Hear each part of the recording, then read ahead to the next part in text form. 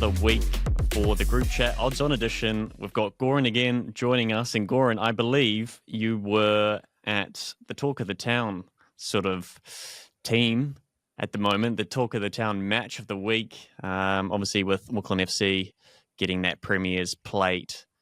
How was seeing that goal from the corner as well in person?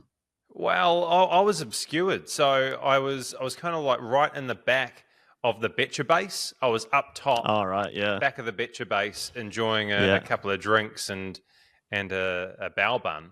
And then I couldn't see past Jeremy Wells because he's like 6'5". So I watched it on the screen. But yeah, I thought had to do something quite unique and quite special to beat Ollie Sale that night because the all-white shot stopper for Perth was in good form, man. And something outrageous like that, scoring direct from a corner. It had to be something like that. But yeah, what an awesome atmosphere, you know, like I sort of, you know, I make no apologies. I'm even though I'm based in Auckland, I still support the Wellington Phoenix, but I have to marvel at how incredible this first season's been for Auckland FC.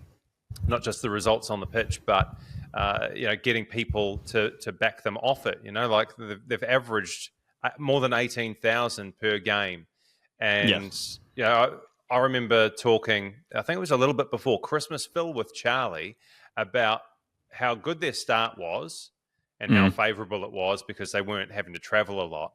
And the lead into Christmas, they had a number of difficult games. I think they played Melbourne Victory. And the question that I was sort of posing myself and maybe to Charlie was, how do they maintain that momentum when maybe Aucklanders leave the city and perhaps the results don't go their way? And it just never happened. Yeah. The support never subsided. The results were always there. Here we are, top of the ladder, Auckland FC, heading into a final series on the back of 14 matches unbeaten. We've given them a bit of grief about Drawkland and all that, but 14 games unbeaten, man, and top of the ladder with essentially 2 games to spare. Incredible, man. Incredible. Incredible run and crazy to do that in your inaugural season as well. I think it was actually the Knicks that scored. They were the first to score against them, wasn't it? In fact, it might have been Costa. Yeah. Because they had a great run of being sort of unconceded, undefeated. Crazy. And then, as you say, the turnout has been consistently good as well, which I think helps the team. You know, if your results not going your way, then the turnout starts to dwindle, then you're in all sorts. Crazy. And Ollie Sale, I think was he even man of the match? He was. He was. Crazy. Yeah, he was phenomenal, man. Stood up big time. Yeah, he's got a little mini tour of New Zealand to finish his Perth Glory season. Auckland FC up in Mount Smart, and then Friday night against his old team, the Wellington Phoenix. But to win the Premier's plate and to do it in the fashion they have, I was thinking about it before we jumped on the call. Last season, the Wellington Phoenix produced their best ever campaign. They finished second, and they produced 53 competition points, which is exactly what Auckland FC are on right now. They've done that, though, with they've basically got the potential to go beyond Wellington's best ever points accumulation season in their first campaign. Their first campaign ever. And that is the plate. Ridiculous. Yeah. And not only that, if they secure a point against Western United this weekend, they'll do it with a game less because there are less games in the regular season now. They will do it with having scored more goals and having conceded fewer. And to do that all in your first season, like you just couldn't ask for anything more, could you? No, you could not. If I wasn't holding this mic, I would be applauding. Unheard of. Put it down, Phil. Put it down, mate. Clap, for God's sake. Come on, man. Yeah, there we go. Beautiful stuff. I just broke my laptop. No, I should never have encouraged you. I'm sorry. Talking about Ollie Sale then and the Knicks and how good he was in that game, how do you want the Knicks to finish their season? Oh. 1 game left. I'd just love to see them win a game, mate. I'd love to see them win a game. And as we've discussed over the last few weeks, just throw caution to the wind, mate, and have some fun out there. You know, like Chiefy's got his future secure.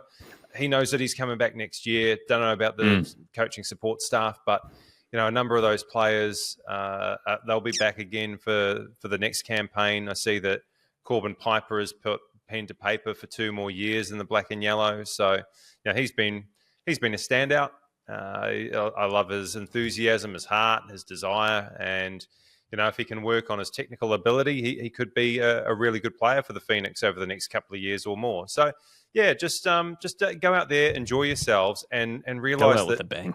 Yeah, and Perth are, despite the fact that they've got Ollie Sale in goal, they are not a great team. I think and look, neither of the teams have performed well this year. I think between the two of them, they've conceded close to 100 goals across 50 A-League fixtures this season. So,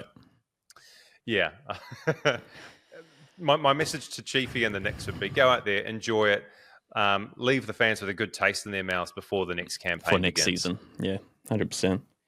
And saying that, then, are you supporting AFC at all coming into these semi-finals? Do you want them to succeed? Yeah, of course. Look, I'm a Kiwi, and if you've got a Kiwi in the race, you back it, right? And it'd be a different scenario if both the Wellington Phoenix and Auckland FC were in the playoffs. We're in the mix. So, But look, I'm not that mealy mouthed that I would go, oh, Jesus, I've lost complete interest in the A-League just because the Phoenix aren't there.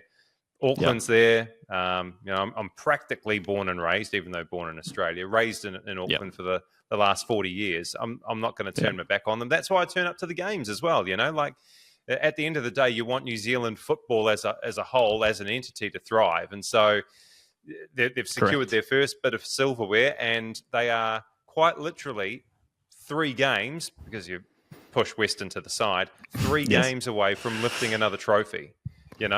A home and away semi-final, and then a grand final, hopefully, in Auckland. Yeah. Incredible stuff. Hope to be there for that home semi-final. I think it's going to be unreal scenes. Is the Betcha base going to stick around? It's sticking around. Yeah. Yes. Maybe I'll see you there. Yeah, absolutely. We've even got a giveaway that's just launched this morning, 2 VIP tickets for that Betcha base. So Woo-hoo. Those listening, check out the socials and get in the mix for that home semi-final, because there's going to be a part of history there. And I do agree, Kiwi first, Kiwi before Aussie. Even if you're a Knicks fan, get behind the Black Knights, surely. Yeah. Champions League, PSG 1, Arsenal 0. Dembele scoring that opener, only took them 4 minutes. Barcelona and Inter still to play. Arsenal with some work to do going into that second leg. And then Europa League, Man United versus Athletic Bilbao, and Tottenham versus Bodo Glimt. Man United, $3.75 to win that away leg, $3.30 for a draw. Give me some of that, please. Still, as a United fan, you're just desperate for a little bit of anything, really. Just something, please, for the season, please. The Europa League would be unbelievably huge for us. We desperately need it. Still the only undefeated team in the comp. Come on, take it all. Mate, all the way. Sorry, look, I mean, we've already spent way too much time talking about the Europa League today, because you're looking at teams 14 and 16 in a semi-final. Yeah. Please, that's their position in the Premier League. Tottenham are lucky that they're not getting relegated, mate, just because, Ipswich and Southampton. Who is it? Southampton. They've all gone straight back down, basically. So, no, we don't talk about the Premier League anymore. That didn't happen this season. But the Europa League is happening. But it's the silver lining of the season. It's a bit like the Drua playing at home. It's we like to see it. So hopefully, especially at $3.30, I think they drew round of 16 and the quarterfinals. Man United drew both the first legs, so a bit of value for me there. So hopefully some magic can happen, and also Magic Round this week in the NRL. We'll have a quick recap before we jump in. No Eels, unfortunately, last week. They are back this week. 3 suspensions for the Bulldogs was a big one. 18 yellow cards in total, I think, last week, which is crazy. 18 yellow cards in one match week is disgusting. Yeah, but were all of the things that were worthy of sin bin offences, were they actually that bad? You know, like I would all 18 argue, of them? Absolutely not. No, I would argue that what the precedent that is a sin binnable offence has changed markedly in the last year or two, and it was Magic Round last year that they had a spate of sin binning offences, and I feel like it's happened at almost exactly the same time this year. I mean, you know, a little slap in the face, that's not worth 10 minutes. And putting somebody in the bin for 10 minutes, that changes the outcome of the game. You know, like that's a long period of time to be playing a man down for not really much of anything. I mean, gosh, I felt really sorry for Scott Sorensen, who's like an absolute clean skin. And you got Nathan Brown charging off the back fence for Manly. Yep. And then it's one of those sort of gang tackles because you can't really take him one-on-one. And he's the middle guy, two guys on his outside. So I suppose you're kind of scared to wrap your arms in case you have your arm blown off or you pop a shoulder. And it's all he can do to sort of brace for impact. And he gets 3 weeks for contesting the charge. Like, and then you look at that and you go, well, how is it that Scott Sorensen gets a greater penalty, if you like, than someone like Satili Tupanua for the raised knee to the head of Brendan Piakura? Like, it's just nonsensical, mate. And I know that there are all these little sort of nuances with the judiciary and the match review committee, and if you dare challenge them and you fail, then you get burned even more. But on the face value, I just don't understand how Tupanua doesn't get more weeks than Scott Sorensen. It's a farce. And you even look at the challenges of like Cody Nikarima last week as well, even in that Tigers game, just some of those calls, and especially when it's somewhere where the bunker has come in and then it's, 3 tackles have gone and then they're pulling the game back for these challenges that are arguably mitigated factors anyway. The discrepancy is, it's out the gate, and 18 is too much. Hopefully, though, Abdu was saying that the bunker is not meant to interfere at such a level, so there should be a bit of a strip back from that, supposedly. So hopefully those 18 yellow cards have come a week early and we see less interference in Magic Round. And also, some of those challenges where they go back 3 tackles, they then send someone off for yellow card, but then the victim doesn't have to go for HIA. You've just send someone off for a dangerous high tackle, but somehow it's not dangerous enough that the person actually needs to go off for HIA. So it's almost like a double punishment. Obviously, player safety is important, just the way it's being handled right now. It's affecting the game massively and affecting teams massively too. Mate, on the subject of player safety, I sincerely hope, and I'm not taking the piss here, I hope that they sort out the Suncorp Stadium turf for Magic Round, because was it? Actually, mate, it was a Thursday night, Friday night, Saturday night, where it was Bulldogs, Broncos, Reds, Blues, Wellington Phoenix, Brisbane Roar, and the first game was played in like monsoonal conditions, absolutely pissed down, and on the side of the field it was like pooling, and the surface was cut up. There were puddles. So and it gets shredded. It's 3 games in 3 days last weekend, and now we're looking at 8 games of NRL in the space of 3 days. And I read a story where I think the ground staff are going to be relaying some of the turf, and I hope that it takes, because look, man, like, we're talking about head contact and how dangerous that can be, but what about a season-ending ACL or hamstring injuries or things like that, because the surface hasn't knitted together properly? So just gives way. I really do hope that they've got the surface under control. I know that they pay these groundsmen big bucks to sort it out, but I mean, it took an absolute pounding, They need to get that sorted. They need to get it right. Especially when you've got 3 days worth of games. It is a worry, but that remains to be seen. Regardless, though, hopefully less interference from the bunker this week, and we get some good Magic Round footy. The Bunnies, No Latrell, no Cody Walker. I did want to touch on this. How many half combinations do you think they've had this season? Because this week they've got Whiten and Sullivan. Yeah, so they're putting Whiten in the halves when we thought that Finally. he should have been there a couple of weeks back. Oh gosh, so I think they started with Humphreys as their Humphreys and halfback. Walker, yep. Yeah, Humphreys, Walker. So that was fairly consistent until I think Humphreys got injured and then Cody Walker got injured shortly after that. Yeah, and so what are we? We're entering round 9. Is this going to be like their 5th halves combination? On the money. Boom. 5th combo.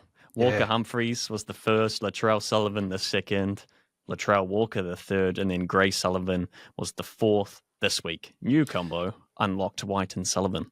Yeah, that makes it difficult when your halves combination is changing all the time, and your teammates are looking for specific cues around how they operate, and if it's changing all the time, it's going to be clunky. So good luck to them, man. Yeah, 5 halves combos in the space of 9 weeks. That's 9 weeks. That's tough, insane, man. That's real hard. It's not all due to, selection either. A lot of that suspension or injuries. It's been really tough for them to get something solidified there in the halves. But I think we'll jump into the Magic Round. And we'll do a little Magic match picker. Ooh, just a little head-to-head for each game.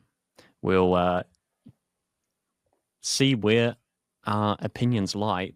Doesn't have to be any explanation. You can if you want. I just want the head-to-head in particular. So, first game, I think I know where you're heading. Sharks versus Eels. Yeah, that's a tough one for me. The head says Sharks, the heart says Eels. The reason my head says Sharks is because of the forward pack that the Sharks possess, and also they'll be desperate for a performance. They'll be absolutely aching to get a win. I'll go Sharks. I know I've got the Eels jersey hanging up behind me, but I've got to be sensible sometimes. And Mitch Moses is just one man, right? Backline's looking pretty good these days. If they can get Zach Lomax back at some point. Yeah. But I do worry about the strength of the Eels forward pack. Well, I'm actually going to take the Eels. What? And I think Moses will work some magic here. Yet again. They've come off the bye. A little bit of extra rest. I know that kills their momentum slightly. The West Tigers just bet the Sharks. They'll be disappointed by that. But NRL math says Eels beat the Tigers, Tigers beat the Sharks, therefore Eels beat the Sharks as well. Okay, all right. Well, I'll have egg on my face this time next week. Maybe another 40-20 from Mitch Moses. Let's see. Roosters, get Dolphins. on it this time, mate. Get on it this time. Might as well. Yeah. Mitch Moses magic. Come on. Roosters, Dolphins. What do you reckon? Dolphins for me. Yeah. It's at Suncorp. I'm actually... How they didn't beat the Raiders there after their first half, it was a capitulation. Raiders ending up, after being 28-10 down, winning the game 40-28. Yeah. Crazy. Dolphins are better than that. And they looked so good too. I don't know what happened there, but I'm backing the Dolphins as well. I know the Roosters had a good game last week against the Dragons, but Dragons haven't been particularly on form. Rabbitohs, Knights. Knights for me. Saifiti's back. Okay. Elliott on the bench. I think that'll help out significantly. So I'm going the Knights. Okay. I'm going to go Rabbitohs, despite the old halves issue for them. It is a concern. The Knights are just looking very frustrated at the moment. And I don't know if Magic Round helps.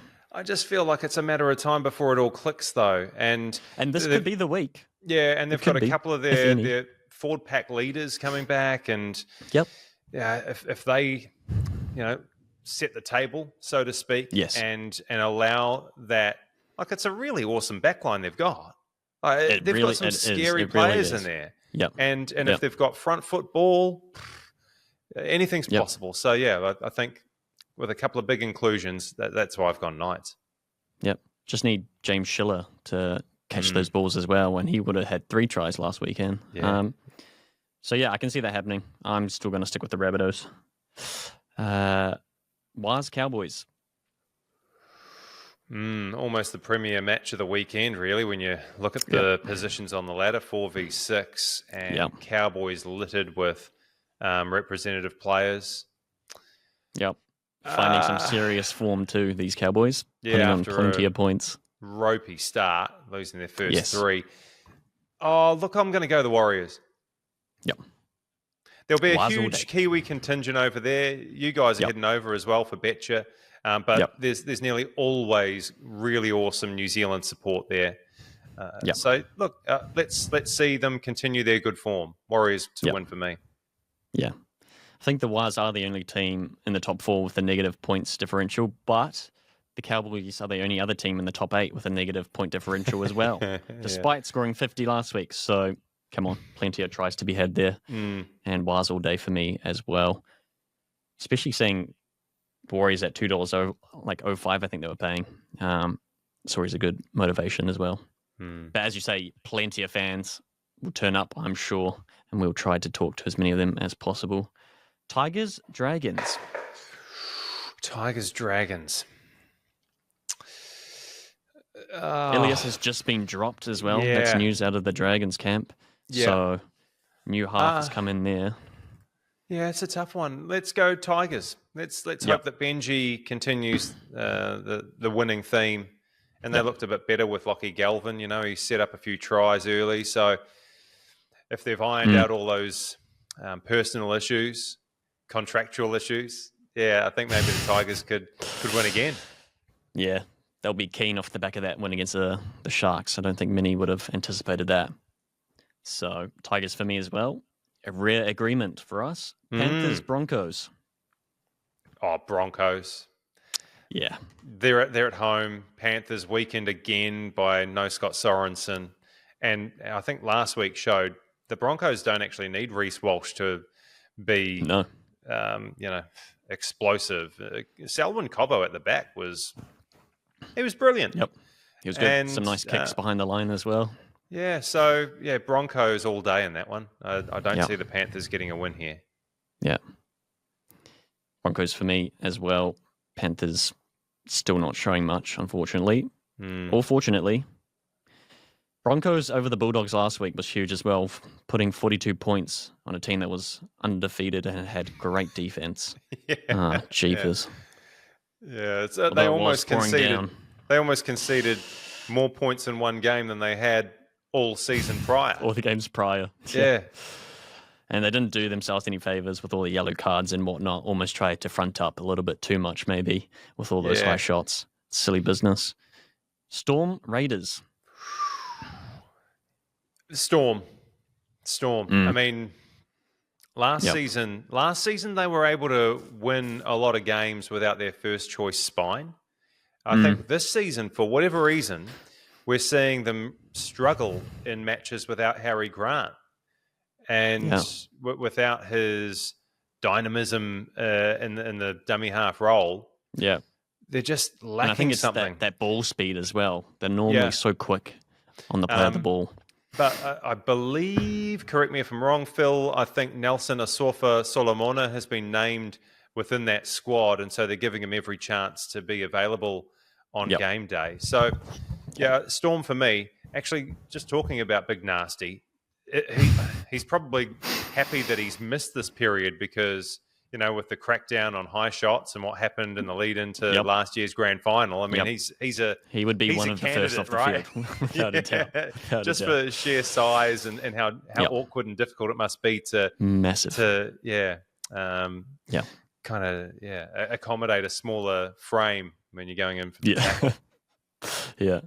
I think he is in the reserves for now, but I wouldn't be surprised to see him pushed up into that interchange. Raiders have a big pack as well, so it'd be good to have him in there. Always fun watching him play. I think Storm as well, but I have an interesting take about the Raiders for my lock and laugh pick later on. Oh, I can't wait to hear it. Well, I'll have to wait to hear it. Storm are just looking. You will have to wait. You will have to wait. I know how this works. Yeah. All right, Super Rugby, just quickly, some big scores there as well last week. Chiefs 56-22 over the Force. always seem to take it to the next level in the second half. Reds get a big win over the Blues. A little bit disappointing. I thought the Blues would be making a push. Didn't happen. Moana over the Drua. Crusaders, very impressive against the Highlanders. Highlanders only scoring 10 points in each of their last 2 games. Very disappointing. And conceding, I think 46 and 43 points apiece in those games. Hurricanes get a huge win over the Brumbies. So massive leading into this game. Probably game of the week in the Super Rugby context. Hurricanes and Chiefs in Wellington. Going to be massive. F1 in Miami on Monday. But I think we can rip into the betting. So 40-20, 50-22. What have you got in the Super Rugby?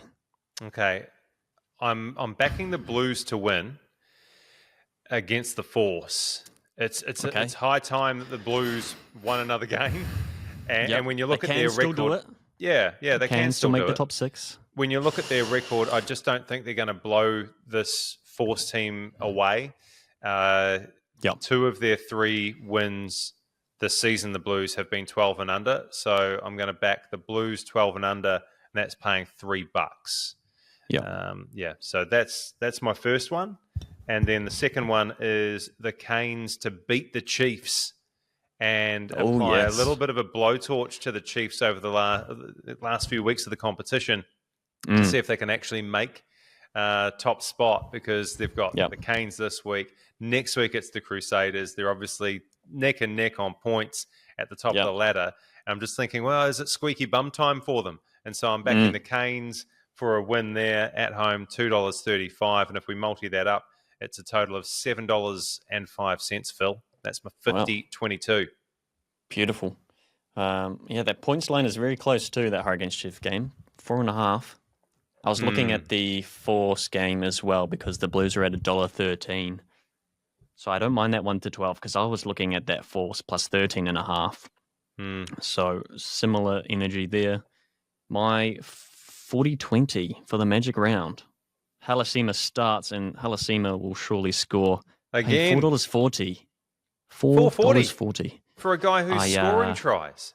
What is it, 3 in the last 3, I think? Yeah, I'd have to go back. He's had great success. I'm not sure. Let me double check here. I'm pretty sure he's on an absolute bender when it comes to I think tries scored. Just in general, his season has been top notch. He obviously didn't score last week, but he did score the last 3 prior in consecutive, and now he's starting again this week. I'm backing him to get over the line against the Cowboys. He's a strong runner. And then the other one, based off that 440, I'm going with something direct, something humble. Got to be the Bulldogs bouncing back against the Titans. Titans always seem to, no matter how well they start, the Titans always seem to capitulate. And I think the Bulldogs will be, despite the omissions and I was going to say, 3 it's suspensions brave, man. they have, That's without brave. the suspensions, I still think they have a good enough pack, and they will be furious with last week's performance. Get one over the Titans. Okay. Yeah. Look, I mean, they've got some big outs, like Josh Curran, Satili Tupanua, Matt Burton. Yep. I think good luck, mate. Good luck. they've played without Burton before when he was injured. Was it a concussion, 3 weeks or something? They had no Burton, still putting in good results. Josh Curran is a big miss. Tupanua comes and goes. He comes off the bench anyway. I'm confident, and not so more confident in a Bulldogs bounce back, and confident that the Titans will give the game away regardless of what happens. They just fold, do they? Your lock. They really do fold. They love folding, and they're an exciting team to watch. And then you just watch them fold, and you go, "Wow, that was disappointing." All that hype for just to lose another game. Yeah. My lock, mate. Your lock, my please. lock. Yes. Yeah. Take it away. All this talk about 40-20s over the last few weeks, it's inspired me, man. So my lock is a 40-20 in the Broncos-Panthers game. You look at Nathan Cleary, Quality. he's got an educated boot. He's absolute quality. But on the Broncos side of things, you've Adam got Reynolds. Well, yeah, Adam Reynolds has kicked 3. Billy Walters and Ben Hunt have kicked 1 each this season. So there's 5 between 3 players on the Broncos side alone.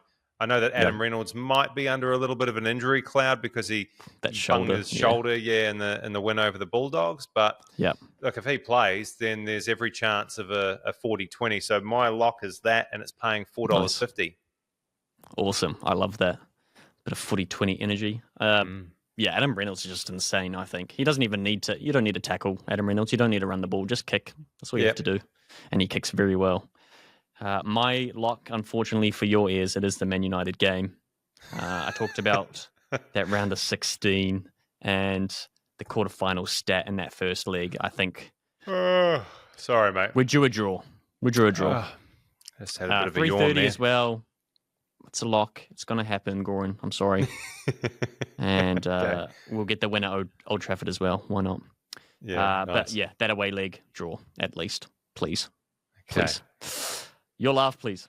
Yeah, my laugh. It's I'm backing Auckland FC. Now, look, that sounds a bit stupid, but I'm backing them to get a win against Western United. And that it's funny. It's funny for a multitude of reasons. I'm assuming that Steve Corica is going to rest a whole raft of players because after Sunday's exploits and taking the Premier's plate, I'd be surprised if the players are sober right now. So they'll rest players. Plenty of celebrations. Yeah. Yeah. Oh, look, we've both seen the social media feeds. They went long and hard into the night and probably into the week, right? So they'll rest players for Western, and it'll give the first stringers, if you like, a couple of weeks off before that semi-final. And the other reason it's kind of funny is because, as we spoke about earlier, if they do win, if they do claim 3 points, then they'll go above the Wellington Phoenix best ever total for a season.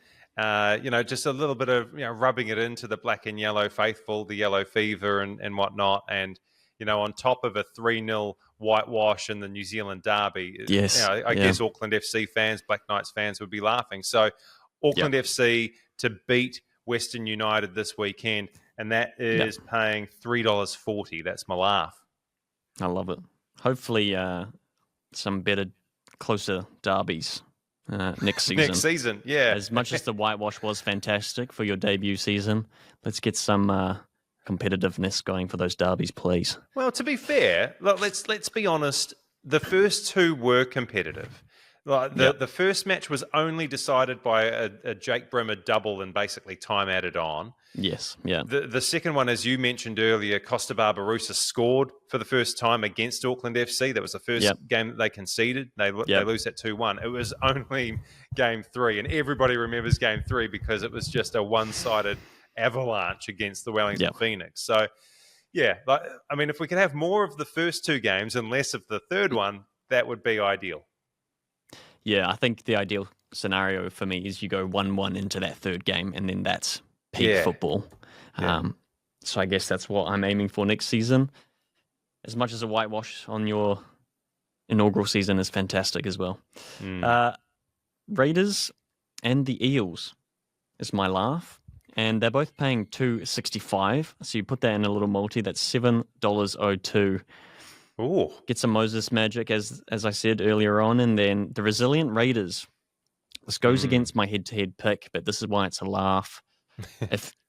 I just think the way they bounce back against the Dolphins, they're not a team to sort of capitulate like the Titans, for example.